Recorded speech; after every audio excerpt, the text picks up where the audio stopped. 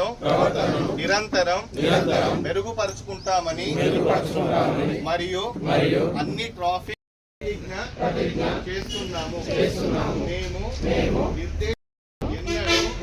మించబోమని ప్రతిజ్ఞ చేస్తున్నాము. మేము మద్యం మత్తు పదార్థాల మరియు సైకిల్ తొక్కే వారికి నిర్ధారిస్తామని రాంపల్లి నాగరాజు,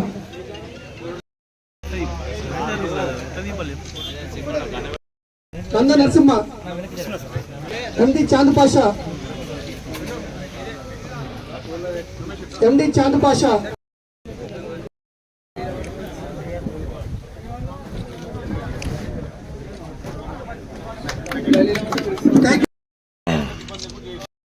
అవసరం ఉంది.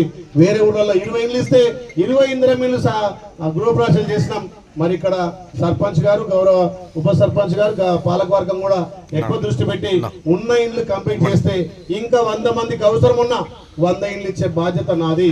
తప్పకుండా తీసుకుంటా. ఈ గ్రామం ఆదర్శవంతమైన గ్రామం కాబట్టి స్పెషల్ డ్రైవ్ కింద కూడా ఇందిరం ఇల్లుకి వద్దాం. ఈ ప్రభుత్వానికి ఒకటే లక్ష్యం, తెలంగాణలో గుడిసెలు లేని తెలంగాణ చేయాలి.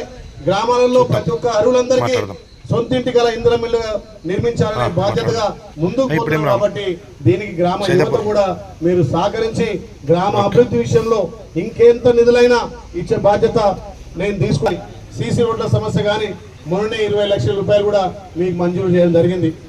ఇంకా మీ గ్రామ సభ ద్వారా గ్రామానికి ఏమేమి అవసరం ఉంటాయి, గ్రామానికి ఏం కావాలనేది మీరు నిర్ణయిస్తే తప్పకుండా పెద్దలు అంటారు కదా, వడ్డించిన వాడు ఉంటే ఏ పంతిలో కూర్చున్నా ముక్క పడతా అంటారు. మరి నేను వడ్డిస్తూ ఉన్నా, మీరు అడిగే వాళ్ళు కూడా ఉండాలి కదా, గుర్తు చేసే వాళ్ళు ఉండాలి కదా.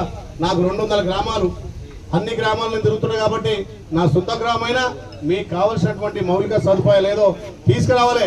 మళ్ళీ ఎలక్షన్లు వచ్చాయంటే ఎవరు జెండాలు పట్టుకొని ఎవరు పార్టీకాలు పోరి, అభివృద్ధి విషయంలో మాత్రం కలిసికట్టుగా పనిచేయాలని చెప్పి తెలియజేస్తూ ఇంత పెద్ద ఎత్తున మన గ్రామం మీద ప్రత్యేక శ్రద్ధతోటి ఇక్కడ అరైవ్ అలైవ్ కార్యక్రమాన్ని తీసుకొని యువతను ఉత్తేజపరచాలి, యువతను సన్మార్గం పెట్టాలి. ఒక శిక్షణగా ఇదంతా ఉంటుందని ఒక మంచి మార్గం ఎంచుకొని మంచి కార్యక్రమాన్ని నిర్వహించిన ప్రత్యేకంగా మా పోలీస్ డిపార్ట్మెంటు అధికారులకు ప్రత్యేకంగా ధన్యవాదాలు తెలుస్తూ గ్రామ పెద్దలు కూడా ఒకటే మనవి, ఈ గ్రామాన్ని అన్ని విధాలు అభివృద్ధి చేసే బాధ్యత నాది, మీరు సహకరించాల్సిన బాధ్యత మీది. కాబట్టి ఈ గ్రామం ఇంకా కూడా ఈ గ్రామానికి నేను రుణపడి ఉంటా. ఎంత అభివృద్ధి కావాలన్నా ఎన్ని కావాలన్నా చేసే బాధ్యత నాది. గత 10 ఏళ్ళుగా ధనిక రాష్ట్రంలో వాళ్ళు చేయని పనులు మనం చేస్తున్నాం. వచ్చే నెల మీకు ఎన్ని పెన్షన్ కావాలన్నా పెన్షన్ కూడా వచ్చే నెల ఇస్తాం. గత 10 ఏళ్ళుగా ఒక ఇల్లు ఇవ్వలే, ఇవాళ 100కు పైన ఇల్లు ఇచ్చుకున్నాం. ఇలా డ్రైనేజ్ కట్టుకుంటున్నాం, సీసీ రోడ్లు వేస్తున్నాం. ఇంకా ఈ గ్రామానికి మౌలిక సదుపాయాలు ఏర్పాటు చేయడంలో నా వంతు బాధ్యతగా ఈ గ్రామ పౌరుడిగా నేను చేస్తా అని చెప్పి తెలియజేస్తూ వచ్చిన గ్రామ పెద్దలకు, అధికారులకు, గౌరవ సర్పంచ్కు, ఉప సర్పంచ్కు, గౌరవ సభ్యులందరికీ పేరు పేరు ధన్యవాదాలు. Thank you. కార్యక్రమాల్లో భాగంగా 99 రోజుల ప్రణాళిక, గ్రామాలలో మనం ఇస్తున్నటువంటి సంక్షేమాలు ప్రతి గడపకు చేరాలి. ఒక్కొక్క 5 రోజులు ఒక్కొక్క కార్యక్రమం, శుభ్రత మీద, డ్రైనేజీల మీద, గ్రామాల్లో ఉన్నటువంటి మౌలిక సదుపాయాల మీద. దానిలో భాగంగా ఈ అరైవ్ అలైవ్ కార్యక్రమాన్ని ముఖ్యంగా మన గ్రామాన్ని ఎంచుకున్నందుకు యారుట మండలంలో సిఐ గారికి, ప్రత్యేకంగా ట్రాఫిక్ సిఐ గారికి ధన్యవాదాలు తెలియజేస్తున్నా. ఏ కార్యక్రమం చేపట్టినా ఇది ఒక సెంటిమెంట్గా, ఇప్పటికే ఈ గ్రామం ఆదర్శమైన గ్రామం కాబట్టి ఈ గ్రామంలో చేపట్టి ఈ గ్రామాన్ని మండలానికి, ఆలయ నియోజకవర్గానికి ఆదర్శంగా తీర్చిదిద్దాలనే కార్యక్రమంలో ఈ గ్రామాన్ని ఎంచుకున్నందుకు ప్రత్యేకంగా మా గ్రామ ప్రజల తరఫున డిపార్ట్మెంట్, పోలీస్ డిపార్ట్మెంట్కు ధన్యవాదాలు తెలియజేస్తున్నా. ఇది ఒక చక్కటి అవకాశం.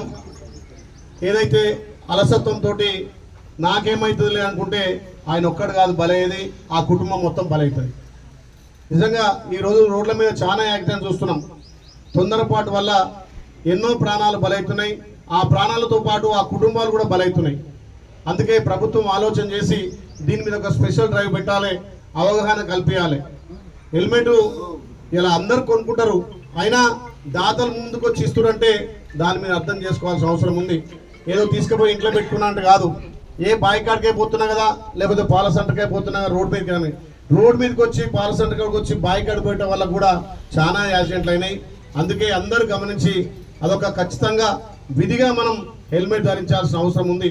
అదేవిధంగా సీట్ బెల్ట్ విషయంలో సీట్ బెల్ట్ పెడితే యాక్సిడెంట్లో చాలా చూసినాం.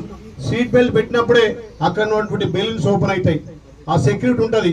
సీట్ బెల్ట్ లేకపోతే ఆ స్పీడ్కి ఎక్దం బ్రేక్ కొట్టినా లేకపోతే ఎదురుగా వచ్చి కారు గుద్దినా మన తలకాయ స్టీరింగ్ మీద కానీ ముందుగా కూర్చున్నటువంటి ఆ డాష్ బోర్డ్ తాకడం వల్ల తల పగిలితే చాలా ఇబ్బంది అవుతుంది.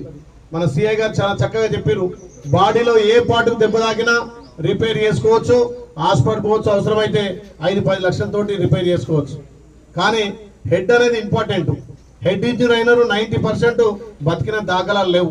కోమల పోయినట్టే 90% అతను చనిపోయినట్టే లెక్క. కాబట్టి దయచేసి బాడీ అన్నిటికంటే కూడా హెల్మెట్ ఇక్కడ తల భాగం ఇంపార్టెంట్ కాబట్టి దాన్ని రక్షించుకోవాల్సిన అవసరం ఎంతైనా ఉంది. కారులో ప్రయాణించే వాళ్ళు తప్పకుండా సీట్ బెల్ట్ పెట్టుకోవాలి. నేను గుట్టకే పోతున్నా కదా, ఎందుకంటే నువ్వు కరెక్ట్ రూట్లో పోతుండొచ్చు, కానీ అవతల వచ్చేటోడు కరెక్ట్ రూట్ రాకుండా నీ అదృష్టం బాగాలేక వాడిని గుద్దినా నీకే ఇబ్బంది. కాబట్టి ఇవన్నీ రోడ్ సేఫ్టీ విషయంలో అందరం జాగ్రత్త తీసుకొని ఈ అవగాహన సదస్సును ఉపయోగించుకొని ఈ గ్రామాన్ని ఆదర్శ గ్రామంగా ముందుకు తీసుకుపోవాల్సిన అవసరం ఉంది. ఇప్పుడే పెద్దలు చెప్పారు, ఇంటికో హెల్మెట్ ఇస్తా అంటున్నారు, చాలా సంతోషం. విధిగా మీరు ఆ హెల్మెట్ తీసుకొని కూడా ధరించుకోవాలి. అదేవిధంగా ఆ మధ్యలోనే ఈ గ్రామంలో కొన్ని చూసిన మా డిపార్ట్మెంట్ వాళ్ళకు కూడా సిఏ గారు ఏసీపీ గారు వచ్చినాక కొంత కంట్రోల్ అయింది. దయచేసి యువత పెడుతూ పడద్దు. యువత చాలా డ్రగ్స్కు గంజాయికి అలవాటు అవుతున్నారు. మరి సైదాపూర్లో కూడా గంజాయి దొరుకుతుందనే సమాచారం మా మధ్యలో వచ్చింది. మరి మధ్యలో కొంచెం కంట్రోల్ అయింది. కానీ ఒక్కసారి యువత గంజాయికో డ్రగ్స్కో అలవాటు అయితే కుటుంబాలే నాశనం అవుతాయి, గ్రామాలే ఖరాబ్ అవుతాయి. ఆన్లైన్ బెట్టింగ్ కూడా ఈ గ్రామంలో గత 6 నెలల కింద మీరు చూసిరు, ఒకరిద్దరు ప్రాణాలు కూడా కోల్పోయారు. ఈజీ మనీ కోసం అలవాటు పడితే ఇవాళ కుటుంబాలే సర్వనాశనం అవుతాయి. ఉన్న ఆస్తిపాస్తులు అమ్ముకున్నా దానికి అలవాటు కావద్దు. మీరు ముఖ్యంగా గ్రామ సర్పంచ్ కానీ ఉప సర్పంచ్ కానీ పాలక వర్గం కానీ గ్రామంలో యువకులు అన్ని పార్టీల వాళ్ళు కూడా ఈ యువత మీద కొంత దృష్టి పెట్టాలి. యువత పెడదారిని పడకుండా యువత మంచి మార్గంలో నడవడానికి మనంతో కూడా మనం ప్రయత్నం చేయాలి. దానికి గౌరవ పోలీస్ అధికారులు కూడా ఈ సైదాపురాన్ని ఆదర్శంగా తీసుకొని ఇక్కడ కూడా కొంత కంట్రోల్ చేశారు. మరి ఇంకా అక్కడక్కడ దొరుకుతున్నాయని తెలుస్తుంది. దయచేసి దాని మీద కూడా ఒక కఠినంగా ఉక్కుపాదం పెట్టాల్సిన అవసరం ఉంది.